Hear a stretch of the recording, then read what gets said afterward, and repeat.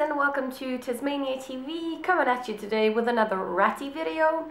I started discussing this on YouTube with one of my followers. She asked me if she could leave her rats alone for a full weekend if she has to go away, or if she could take the rats with her and how she would go about that. So I thought today's video would be about traveling with your ratties. First of all, no, you can't leave your rats alone for a whole weekend, mainly because their food is gonna go super gross. They need fresh food at least once a day. We give ours fresh food 2 times a day, once in the morning and once at night. But if we have a sitter for the rats, it's okay for them to only feed them once a day, but then just in larger portions, because they have the dry food, but they also need fresh food every single day. And if you leave that out for several days, it's gonna go gross. It's gonna go gross like in one day. So yeah, I'd say the maximum limit for leaving your rats alone is 24 hours. And if you do, make sure that they have shitloads of food and shitloads of stuff to do with themselves, because after a while they're gonna be like, okay, where's mom? Like, they need your company and they're gonna miss you when you're not there. Obviously this can vary because rats have different personalities, but generally rats are super social animals, so they need your attention several times a day. Like, a lot. So this is what I don't think a lot of people understand. A lot of people could be like, oh, I had a hamster and it just loved being by itself. And it's like, yeah, hamsters are loners, okay? They're kind of the emos of the rodent world. You can't really compare those. You can't say that you've had a hamster, then you're gonna get a rat because they're the same. They're definitely not. There are a lot of differences here, and you always have to do your research whenever acquiring a new pet, okay? So we take our rats with us all the time. We really don't like leaving them, so what we have done is the places all over Sweden that we visit the most each have a huge cage for the rats to stay in whenever we visit. So there's one at my parents' house, there's one at my boyfriend's dad's house up north, and then there's one in my family's summer cabin.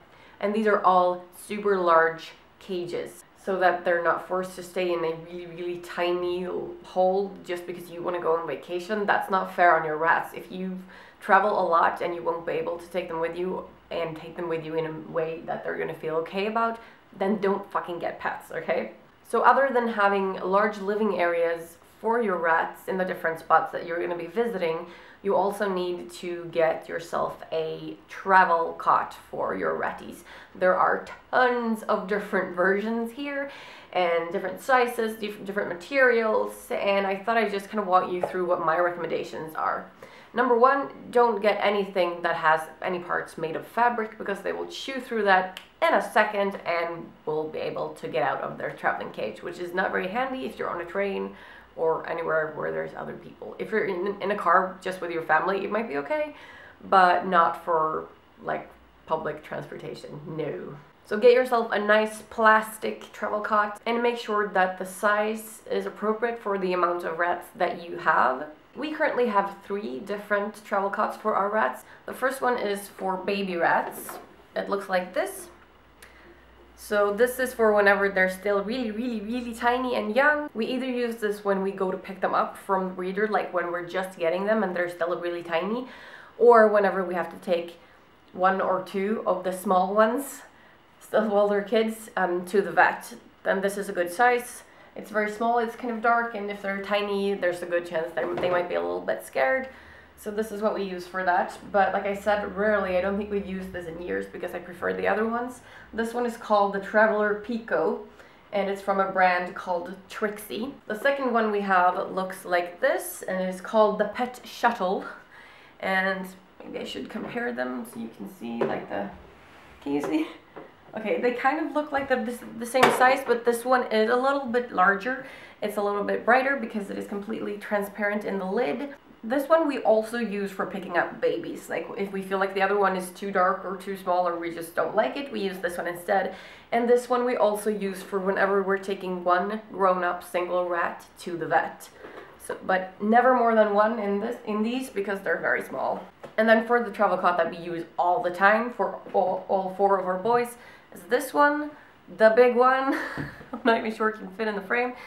This is actually a travel cot for cats, but because the holes are so small and the opening, like the holes in the opening are so small, it works great for rats. So we use this all the time, and all 4 of them can fit in here. There's a little hammock in there, so you might be able to see, and some stuff for them to climb on. So whenever we have the boys in this, it feels okay to go on slightly longer trips. Because Mr. Tez does come from the north of Sweden, it takes us like 5 hours to get there by train because none of us drive. And that means that the boys have to be in here for like 5 hours, maybe 6 sometimes. So it's really important that they have everything they need in there, that they're comfortable, that they're not scared, that they have food, water, everything like that, and that they're not cold, that they're not too hot. So you have to think about these kind of things, just like you would with a kid, I suppose. So we always make some way to attach a small bottle of water to the travel cots, no matter which one we're using. And then in the cot, there's always a place for them to sleep or hide, and something to play with, and there's always newspapers for them to go to the bathroom on. So let me just show you how this one works. So it opens up like a gate, like this. And you see their little hammock in there. It's quite empty right now, but we kind of fill it up. If we travel in the winter, we fill it up with towels and stuff to make it warmer. And I actually sewed a little dress for this, or a jacket for it, that's in a completely fluffy fabric, so that I dress this fully in that, so that it doesn't blow on the rats while they're in here.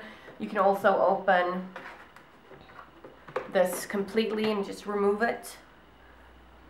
And they really like this one. All the rats that I've ever had, or that we've ever had, have been super easy to travel with.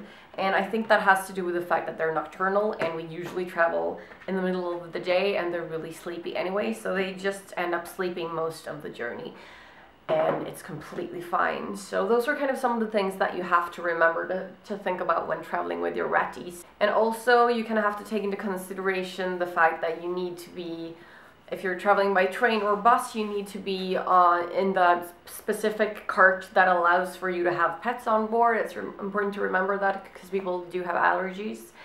And if there are other animals on board, there could be like dogs and stuff, they might react to the smell of the rats. There are a bunch of terriers who are actually trained or naturally good at sniffing out rats, such as West Highland White Terriers and other dogs like that. And we've had several occasions when we've been on a train with our rats, and we've had these poor dogs being there, and they're like freaking out because they're shaking because they can smell the rats and it smells good, and they kind of want to go after them.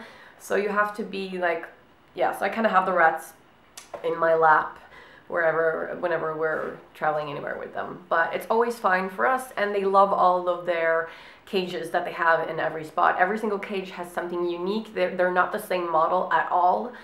They're different versions of these, you know, like the regular cage that they have, which looks like this. This one is humongous. The other ones are not completely this big, but they're still like really, really big cages. So they, like I said, they don't stay in a small hamster cage or anything like that. If you want to know what size cage you need to get for your rats, then there are like ratty converters online, and you can put in like how many rats you have, how old they are, la la, and then it'll account for you how big you need your cage to be at. But that's like the minimum, so you want to go higher than that. And we always go like at least 3 times higher, just because they're in there a lot of the time. I mean, yeah, we let them out in the playpen and carry them around and stuff, but they have to be happy with their home. And again, if you're not able to pay for a large cage, or able to build one yourself, or able to like get all these things for your rats, like travel cots and things like that, don't get rats or pets that cost money, which all pets do. So you just have to take these things into consideration.